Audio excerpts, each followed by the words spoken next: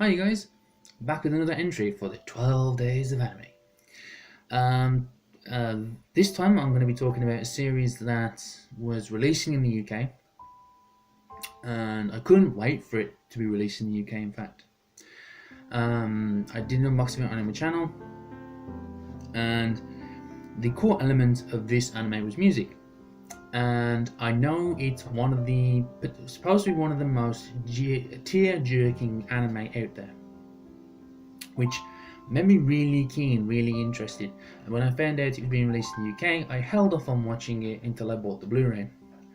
I waited until I got both sets because it was a two-parter, and then pretty much watched it pretty much immediately after I got the second set.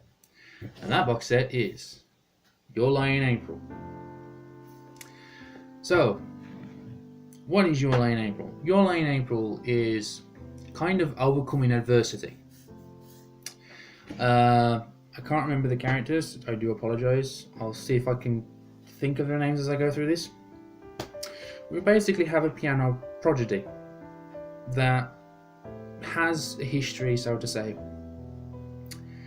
that causes him to, as much as he loved, I love playing piano, it was kind of one of the things that were expected of, you know how a family can enforce a tradition, or how a parent might enforce their profession onto their children in the hopes that they follow in their footsteps. That's kind of what our protagonist from YLIA in April experiences. If I recall correctly, his mother was a very, very talented on the piano, and our protagonist was kind of, I say forced. I think he did enjoy playing piano, but I think initially he was forced to play more than what he naturally intended to, and he becomes really, really good at it.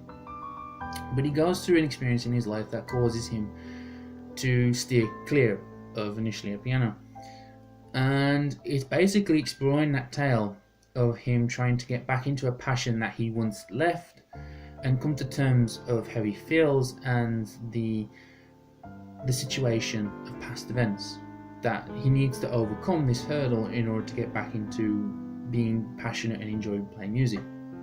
That's where at high school he runs into another student who's very passionate about music, and basically reignites that spark to want to play music.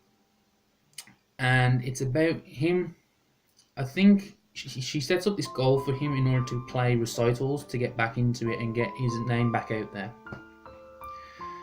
to jump back into the scene and start playing music again. But because of the recitals and whatnot, recitals, at least I'm not sure how recitals normally go, but at least in this case and scenario, there were judges to the recitals, and there's actually surprisingly a bit of a battle, as some say.